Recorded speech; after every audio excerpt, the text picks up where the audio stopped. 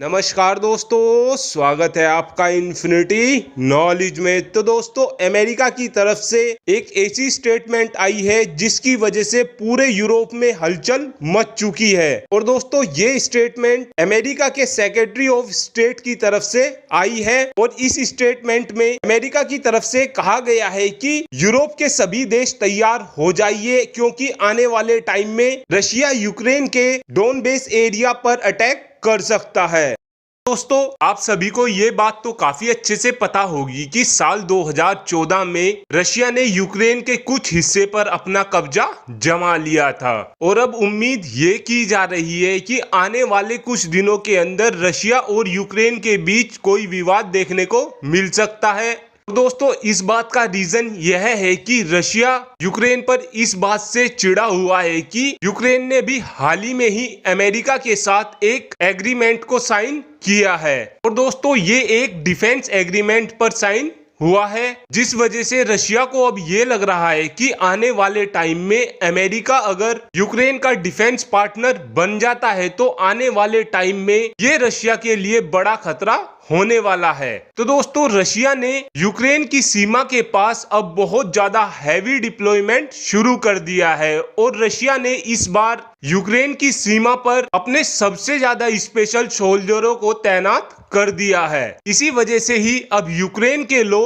Vladimir Putin को पुटलर कह रहे हैं। और दोस्तों, यूक्रेन के लोग व्लादिमीर पुतिन को पुटलर इसलिए कह रहे हैं क्योंकि यूक्रेन के लोग पुतिन को हिटलर के रूप में देखते हैं। और दोस्तों, आपको बता दें कि फिलहाल के टाइम में अगर रशिया की तरफ से यूक्रेन पर हमला किया जाता है तो ये रशिया के लिए सबसे अच्छा टाइम बताया जा रहा है। ऐसा इसलिए है दोस्तों क्योंकि फिलहाल के टाइम में यूरोपियन यूनियन के सभी देश और नाटो के कुछ देश फिलहाल के टाइम में पोलैंड और बेलारूस का मैटर सोल्व करने में लगे हुए हैं और इसी वजह से ही इस टाइम को रशिया के लिए सबसे अच्छा टाइम बताया जा रहा है। वैसे दोस्तों, रशिया की तरफ से साफ कर दिया गया है कि हम बेवजह में यूक्रेन को कुछ भी नहीं कहेंगे, लेकिन अगर यूक्रेन की तरफ से कोई भी उकसाने वाली कार्रवाई होती है तो हम यूक्रेन पर अटैक करने से बिल्कुल भी पीछे नहीं हटेंगे। तो दोस्तों, रशिया ऐसा इस वजह से कह रहा है क्योंकि अब से कुछ दिन पहले ही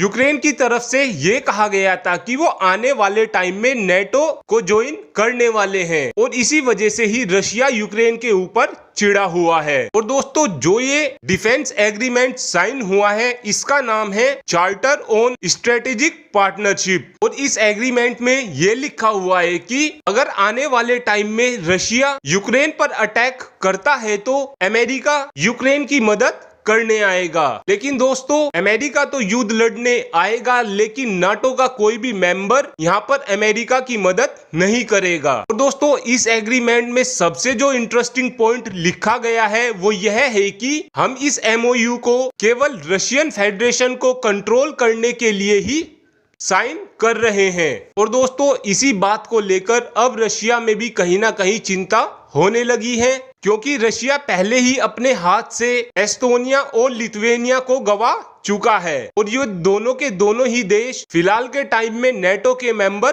बन चुके हैं। रशिया को अब कहीं ना कहीं ये खटका हो रहा है कि आने वाले टाइम में यूक्रेन भी नाटो का मेंबर ना बन जाए। और दोस्तों, रशिया की ये चिंता सही भी है क्योंकि अगर यूक्रेन नेटो का मेंबर बन गया तो आर्टिकल 5 के तहत अगर रशिया आने वाले टाइम में यूक्रेन पर अटैक करेगा तो ये हमला सभी के सभी नाटो देशों पर माना जाएगा और फिर सभी के सभी नाटो देश यूक्रेन की तरफ से रशिया से युद्ध लड़ेंगे ही लड़ेंगे। इसी वजह से ही कहीं ना कहीं अब रशिया भी चिंता में फंसा हुआ है। और दोस्तों, आपको बता दें कि भारत के लिए यूक्रेन भी काफी महत्वपूर्ण है। ऐसा इसलिए है दोस्तों क्योंकि अब से कुछ दिन पहले ही भारत ने यूक्रेन से R-27 मिसाइल ली थी और दोस्तों, ये वही मिसाइल है जिसे भारत अपने सुखोई 30 MKI में फिट करता है। और यूक्रेन की तरफ से भारत के ट्रांसपोर्ट एयरक्राफ्ट AN-32 को भी अपग्रेड किया जा रहा है। और दोस्तों, अब से कुछ दिन पहले ही भारत ने यूक्रेन से एक इंजन भी लिया था और जब भारत ने यूक्रेन से ये इंजन ले लिया था तो उस इंजन को भारत ने रशिया को दे दिया था और फिर उसके बाद भारत का INS सुशील बनकर पूरी तरीके से तैयार हुआ था। और दोस्तों इस रीजन में ये उम्मीद की जा रही है कि आने वाले टाइम में यूक्रेन और रशिया के बीच एक युद्ध देखने को मिल सकता है। Thanks for watching this video. Have a good day.